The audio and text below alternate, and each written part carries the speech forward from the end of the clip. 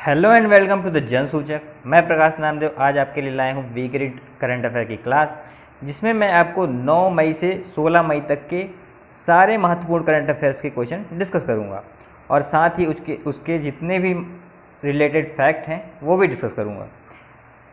तो वीडियो में अंत तक बने रहेंगे।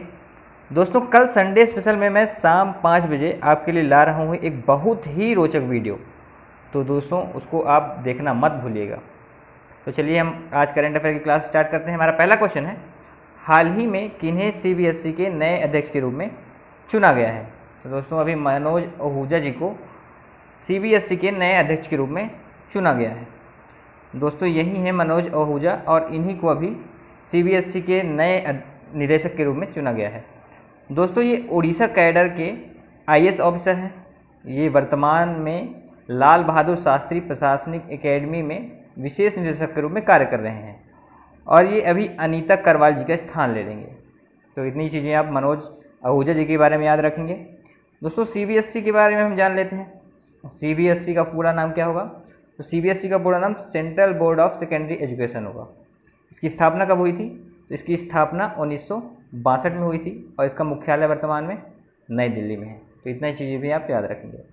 अगला क्वेश्चन है, हाल ही में किस शहर में होम डिलीवरी के लिए डिजिटल भुगतान अनिवार्य कर दिया गया है?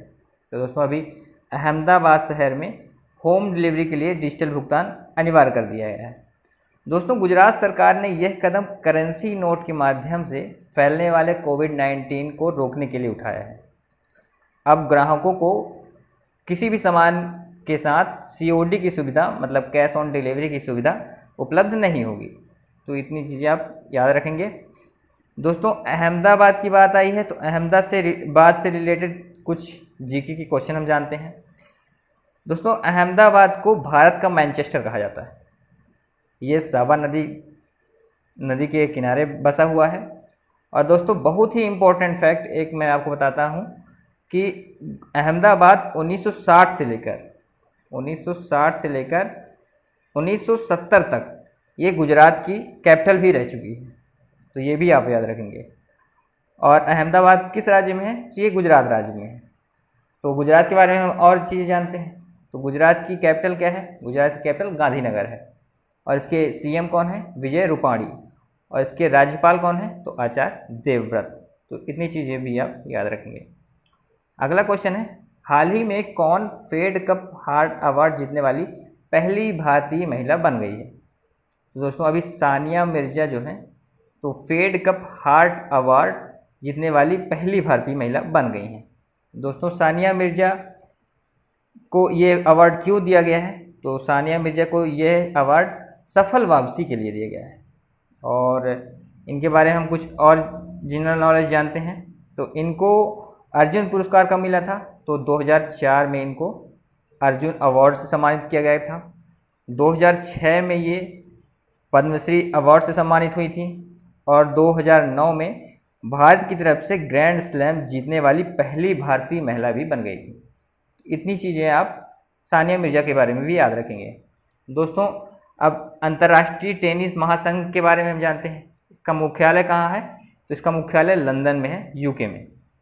और इसके वर्तमान में अध्यक्ष कौन है? तो डेविड हैगर्टी इनके अध्यक्ष हैं।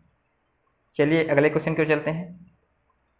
हाल ही में किस भारतीय को 2020 के ड्यूज फ्रीडम ऑफ स्पीच अवार्ड से सम्मानित किया गया है? तो दोस्तों अभी सिद्धार्थ वरदराजन को ड्यूज फ्रीडम ऑफ स्पीच अवार्ड से सम्मानित किया गया है।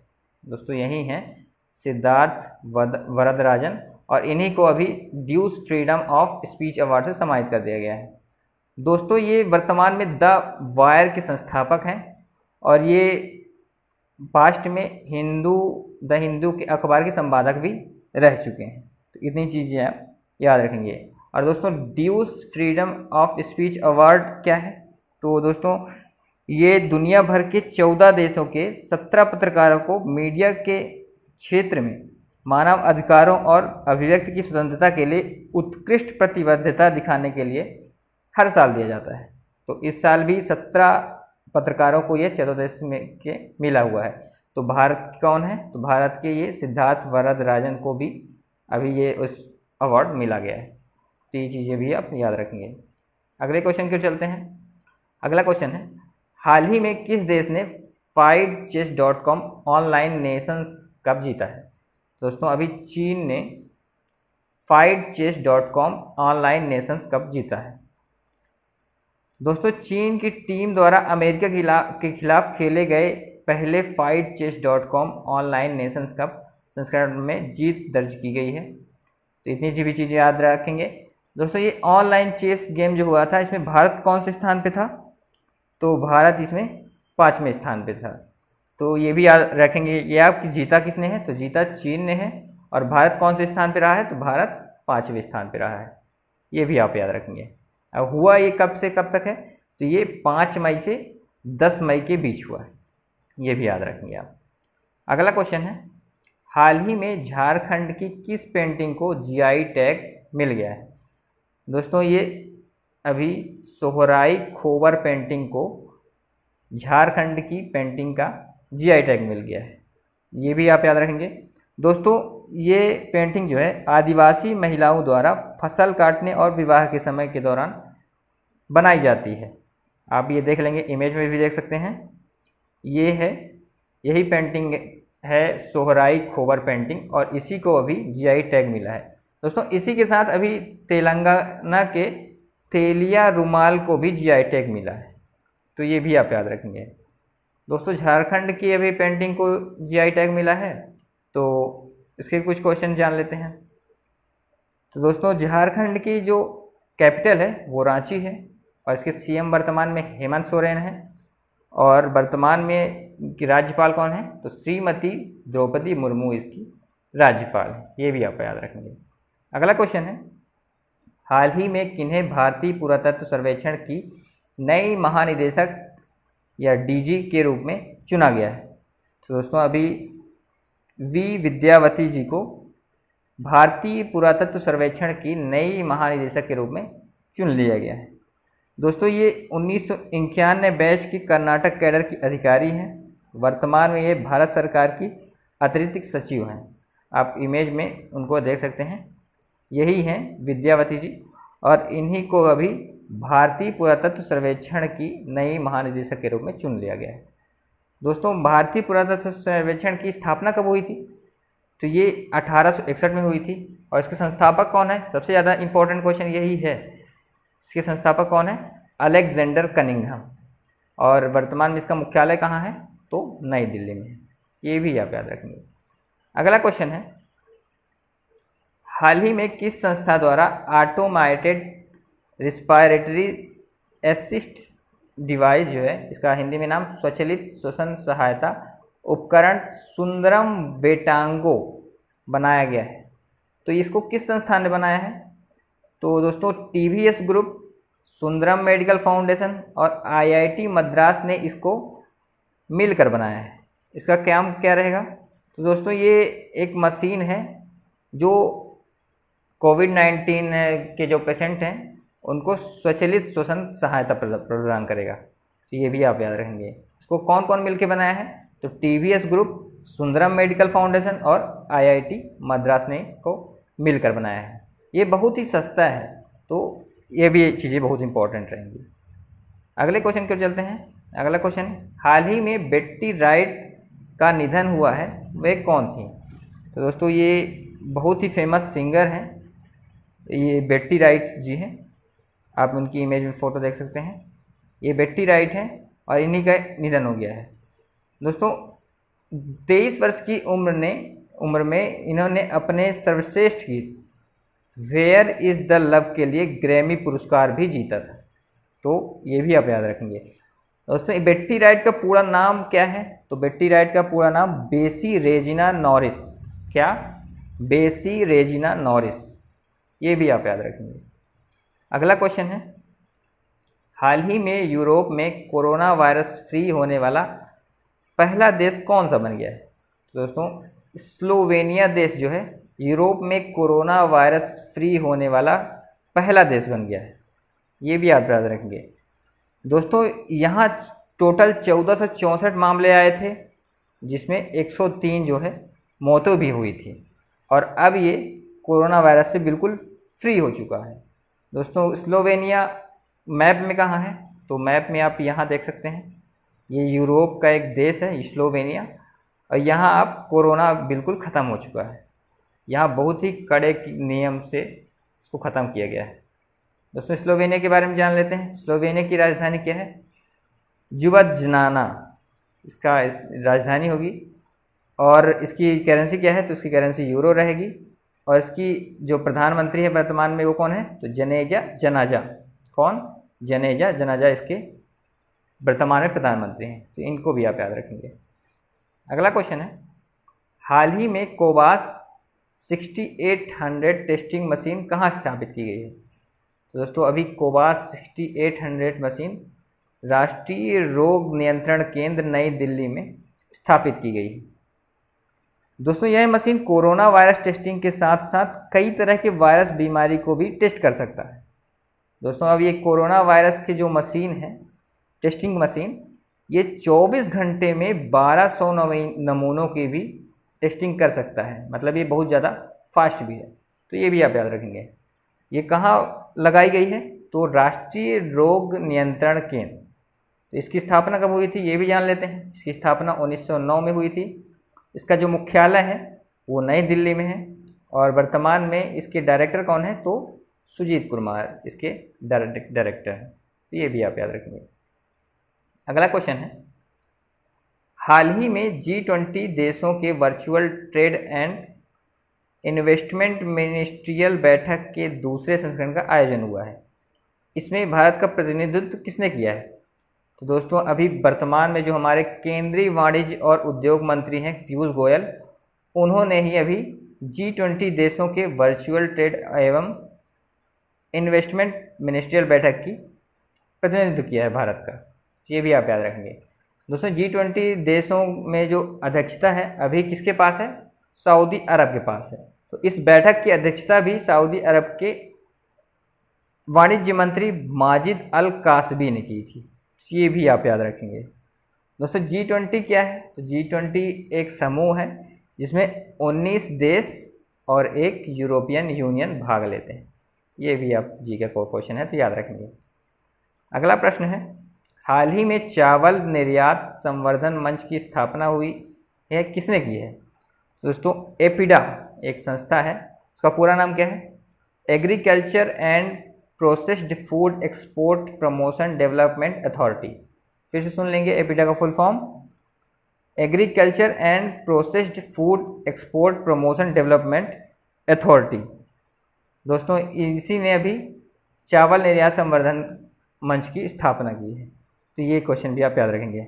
दोस्तों एपिडा की स्थापना कब हुई थी? तो एपिडा की स्थापना 1984 में हुई थी। और इसका वर्तमान में मुख्यालय कहाँ है? तो नई दिल्ली में है। ये भी आप याद रखेंगे। अगला क्वेश्चन है, हाल ही में यूएन ने जारी की गई world economic situation and prospects report के अनुसार भारत की अर्थव्यवस्था वृद्धि दर कितने प्रतिशत रहने का अनुमान लगाया है? तो दोस्तों अभी यूएन ने जारी की गई एक world economic situation and prospects report के अनुसार भारत की अर्थव्यवस्था जो है वृद्धि दर 1.2% रहेगी। और दोस्तों 2021 में यह वृद्धि दर बढ़कर 5.5 रहने का भी अनुमान है। तो ये भी आप याद रखेंगे। दोस्तों यूएन ने इसको जारी किया है। तो यूएन के बारे में हम जान लेते हैं। यूएन की स्थापना कब हुई थी? 24 अप्रैल 1945। और इसका वर्तमान मुख्यालय कौन है, कहाँ है? तो न्यूयॉर्क में है। और इसके अध्यक्ष एंटोनियो गुटेरस है। ये भी आप याद रखेंगे। अगला प्रश्न है, हाल ही में विश्व बैंक ने भारत के लिए कितने डॉलर के सामाजिक सुरक्षा पैकेज की घोषणा कर दी है? तो अभी दोस्तों विश्व बैंक ने $1 बिलियन की जो है भारत के लिए सामाजिक सुरक्षा पैकेज की घोषणा कर दी है। तो ये भी आप याद रखेंगे। किस लिए की है? तो यह पैकेज भारत द्वारा शुरू किए गए जितने भी कार्यक्रम हैं उनके लिए ये पैकेज की घोषणा हुई है। दोस्तों ये 2 किस्त में विश्व बैंक भारत को देगा। तो पहली किस्त जो रहेगी तो वो 750 मिलियन की रहेगी और दूसरी किस्त 250 मिलियन की रहेगी। तो ये भी आप याद रखेंगे। दोस्तों वर्ल्ड बैंक ने इसको दिया है, तो वर्ल्ड बैंक के बारे में जान लेते हैं। वर्ल्ड बैंक की स्थापना कब हुई थी? तो वर्ल्ड बैंक की स्थापना 1944 में हुई थी। इसका वर्तमान में हेड क्वार्टर कहाँ है? तो वाशिंगटन डीसी में है। और अध्यक्ष कौन है? तो डेविड मालपास हैं। इतनी चीज़ें आप वर्ल्ड बैंक के बारे में भी याद रखेंगे। अगला क्वेश्चन है, हाल ही में किस राज्य ने मातृ योजना शुरू कर दी है? तो दोस्तों अभी पश्चिम बंगाल सरकार ने यह योजना मातृ योजना शुरू कर दी है। इस योजना का उद्देश्य क्या रहेगा? तो यह योजना बागवानी और मछली पालन में स्थानीय लोगों को जोड़ते हुए आय गतिविधियों को शुरू करने में मददगार साबित होगी।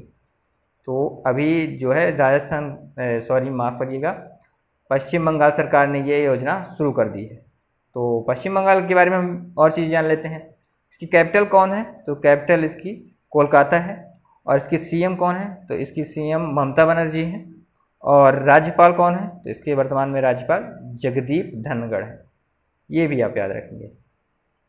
अगला क्वेश्चन है, हाल ही में अंतर्राष्ट्रीय परिवार दिवस कब मनाया गया? तो दोस्तों हाल ही में 15 मई को अंतर्राष्ट्रीय परिवार दिवस मनाया गया। इसको मनाता कौन है? तो इसको यूनाइटेड नेशन जनरल असेंबली मनाता है। और इसको मनाने का उद्देश्य क्या है? तो इसको मनाने का उद्देश्य दुनिया भर में परिवारों के बेहतर जीवन स्तर और सामाजिक प्रगति के लिए लोगों को प्रोत्साहित करना ही इसका उद्देश्य है। दोस्तों ये अब दिवस वाला क्वेश्चन है, तो मई से रिलेटेड सारे हम आपको दिवस रिवाइज करवाते हैं। 1 मई को अंतर्राष्ट्रीय मजदूर दिवस मनाया गया था। 6 मई को मोतीलाल नेहरू जयंती मनाया गया था। 8 मई को वर्ल्ड रेड क्रॉस डे मनाया गया था। 11 मई को राष्ट्रीय प्रौद्योगिकी दिवस मनाया गया था। 12 मई को 12 मई को अंतर्राष्ट्रीय नर्स दिवस मनाया गया था। और अब ये 15 मई को अंतर्राष्ट्रीय परिवार दिवस मनाया गया है। तो आप ये भी एक बार रिवाइज कर लेंगे। हम अगले क्वेश्चन की ओर चलते हैं। अगला क्वेश्चन है, हाल ही में किस देश ने आई फील यू नामक ब्रेसलेट विकसित किया है? तो दोस्तों अभी इटली ने आई फील यू ब्रेसलेट विकसित किया है। ये दोस्तों इस ब्रेसलेट का काम क्या रहेगा? तो ये ब्रेसलेट जो है ये सभी नागरिकों को के लिए अनिवार्य कर दिया गया है। और इसका काम क्या रहेगा? तो जैसे भारत में अभी आरोग्य सेतु ऐप काम कर रहा है, उसी तरह का काम वहाँ का भी ये ब्रेसलेट आई फील यू भी करेगा। दोस्तों इसको विकसित किसने किया है? तो इसको विकसित इटालियन इंस्टीट्यूट ऑफ टेक्नोलॉजी मतलब IIT ने इसको विकसित किया है। तो ये भी आप याद रखेंगे। ये जो ब्रेसलेट है वो रेडियो सिग्नल पर काम करेगा। ये भी आप याद रखेंगे। और इटली के बारे में बात आई है, तो इटली की कैपिटल के बारे में जानते हैं। इटली की कैपिटल जो है वो रोम है। इसकी मुद्रा क्या है? तो इसकी मुद्रा इटालियन लीरा है। इसके राष्ट्रपति कौन है? तो सर्जियो मैटेरेला इसके राष्ट्रपति हैं। ये भी आप याद रखेंगे। अगले क्वेश्चन की ओर चलते हैं। हाल ही में विश्व आर्थिक मंच ने ग्लोबल एनर्जी ट्रांजिशन इंडेक्स में भारत को कौन सा स्थान दिया है? तो दोस्तों अभी विश्व आर्थिक मंच ने ग्लोबल एनर्जी ट्रांजिशन इंडेक्स में भारत को 74वां स्थान दिया है। ये भी आप याद रखेंगे। दोस्तों इसमें भारत का स्थान 74वां है। तो टॉप किसने किया है? तो टॉप स्वीडन ने किया है। और तीसरे स्थान पर कौन रहा है? तो दूसरे में स्विट्जरलैंड और तीसरे में फिनलैंड रहा है। ये भी आप याद रखेंगे। दोस्तों विश्व आर्थिक मंच मतलब वर्ल्ड इकोनॉमिक फोरम ने इसको जो है तो अभी जारी किया है। तो इसके बारे में भी जान लेते हैं। इसकी स्थापना 1971 में हुई थी। इसका मुख्यालय जिनेवा स्विट्जरलैंड में है। और इसके अध्यक्ष वर्तमान में क्लाउस श्वाब हैं। तो ये भी आप याद रखेंगे। हमारा अगला क्वेश्चन है, हाल ही में किस हवाई अड्डे ने सर्वश्रेष्ठ क्षेत्रीय हवाई अड्डे के लिए स्काई ट्रैक्स पुरस्कार जीता है? तो दोस्तों अभी हाल ही में ये अवार्ड बेंगलुरु के केम्पेगौड़ा हवाई अड्डे ने जीत लिया है। दोस्तों ये सर्वश्रेष्ठ क्षेत्रीय हवाई अड्डा है। और तो ये आप कंफ्यूज मत होइएगा, क्योंकि सर्वश्रेष्ठ हवाई अड्डे का पुरस्कार अभी सिंगापुर के चांगी हवाई अड्डे ने जीत लिया है। ये लगातार 8वीं बार विश्व का रिकॉर्ड है कि 8वीं बार इसने सर्वश्रेष्ठ हवाई अड्डे का पुरस्कार जीता है। तो आप कंफ्यूज मत होइएगा, ये क्षेत्रीय अवार्ड बेंगलुरु ने जीता है और ये सर्वश्रेष्ठ हवाई अड्डे का अवार्ड सिंगापुर के चांगी हवाई अड्डे ने जीता है। तो ये भी आप याद रखेंगे। दोस्तों एक और फैक्ट है, आप वो भी याद रखेंगे कि सर्वश्रेष्ठ कर्मचारी वाला हवाई अड्डा कौन है। तो वो सर्वश्रेष्ठ कर्मचारी हवाई अड्डा मुंबई का छत्रपति शिवाजी टर्मिनल है, वो भी आप याद रखेंगे। अगला क्वेश्चन है 21वां क्वेश्चन, हाल ही में अमेरिका के CDC ने भारत सरकार की सहायता के लिए कितने डॉलर दिए हैं। तो दोस्तों हाल ही में अमेरिका के CDC ने 3.6 मिलियन डॉलर जो है अभी भारत सरकार को सहायता के लिए दिया है। ये क्यों दिया है? तो दोस्तों इसका उद्देश्य कोविड-19 महामारी के खिलाफ भारत की प्रतिक्रिया को प्रोत्साहित करने के लिए ये अमाउंट CDC द्वारा दिया गया है। ये CDC क्या है? तो CDC का full form centre for disease control and prevention है, ये भी आप याद रखेंगे।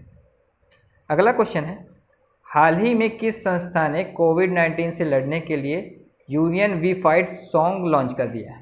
तो दोस्तों अभी भारतीय संस्कृति संबंध परिषद मतलब Indian council for cultural relations ने अभी एक सॉन्ग लॉन्च कर दिया है।